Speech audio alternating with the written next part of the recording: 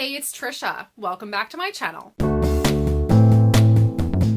Today I am going to be bringing you my spoiler-free review for Love, Hate, and Other Filters by Samira Ahmed. This is one where I received an advanced reader copy from the bookstore that I work at. This did end up releasing last month, and I ended up reading it last month, but because of the way my posting schedule worked out, this is when the review is going up because I couldn't fit it in January. So we'll get right on into my thoughts on the book. Love, Hate, and Other Filters focuses on Maya, who is an Indian American Muslim girl. She is in her senior year of high school. She is an avid filmmaker and wants nothing more than to attend film school in New York, but her extreme wants and love for film clashes with the traditional plan that her parents have for her and want her to take, which involves her going to school to become a doctor or a lawyer and then ultimately marrying a nice Muslim young man. It's not really how she sees herself living her life. It's not what she's passionate about. At a point during her senior year of high school, there is a terrible attack that happens a couple hundred miles away from her hometown, and this ends up opening up the floodgates for a lot of fear and hatred and bigotry from the other members in her community, and so that really has a impact on her life. So the story kind of goes on from there. First, I'm going to talk about the world building. Because this is a contemporary, there is not a lot of world building necessary because it does take place pretty much modern day. I do really appreciate the special world building that is done within Maya's home, though. We get to see a lot of her familial culture from India, a lot of the foods, the way that her parents talk to each other, the traditional culture values that her family has, all of that. It was fantastic to see. And so I felt like it really brought a lot of life into Maya's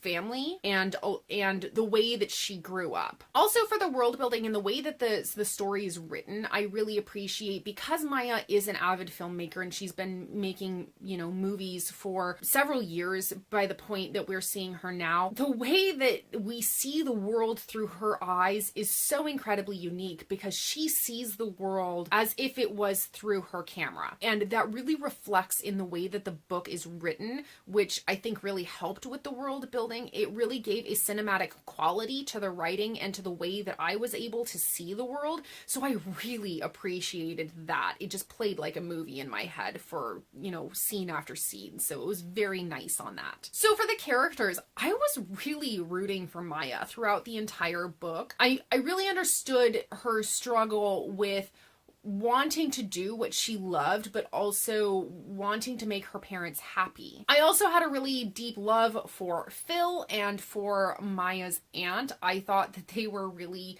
just fantastic characters. But one of my main complaints about this book was that there wasn't enough friendships throughout the story.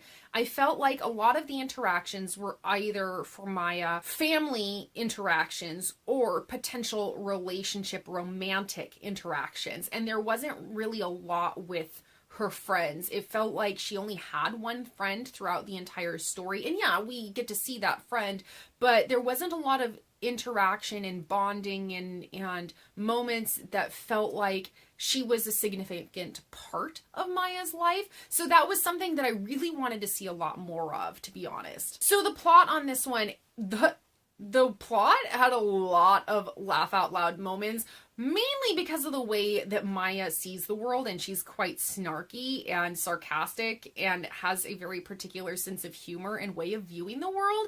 So I really loved that. Like, I laughed out loud, and I've got like tabs in here just purely because I laughed out loud and I thought it was quite funny. On a more serious note, the racism and bigotry that is put in this book is hard to read at times. It made me quite uncomfortable and it made me angry. But I felt like it was very accurately portrayed, so I really appreciated that aspect of the book. I also really appreciate the ending, the very, very end of this book. It was like the last chapter. I really loved the way that it ended. It was not what I wanted to happen, but I understand that it was done for sake of realism and that it's very accurate to what happens in real life. So I really appreciate that the author didn't give us the ending that we wanted, but gave us the ending that we deserved. And overall, throughout the course of the story, I felt like the author did a fantastic job of making me feel things, making me feel fear and disgust and compassion and hope and anger.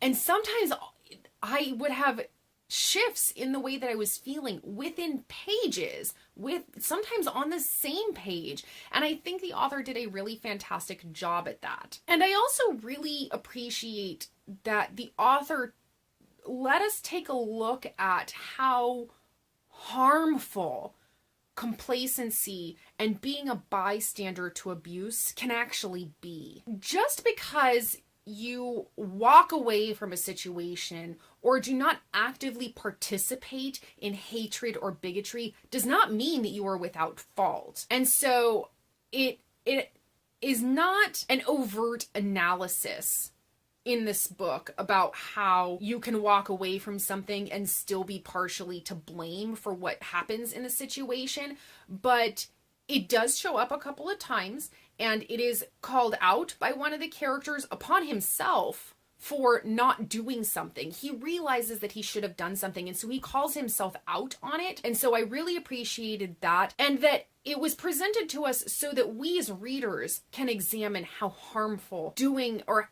acting that way or not acting that way can be. So overall, I thought that this one was very enjoyable. I ended up finishing it in less than a day. It was a very quick and flowing read, and I ended up giving it 4.5 out of 5 stars. All right, so that is the end of my spoiler-free review of Love, Hate, and Other Filters by Samira Ahmed. Let me know in the comments down below if you have read this book, what were your thoughts? If you plan on picking this book up, which I highly recommend you do, let me know if you have plans for that.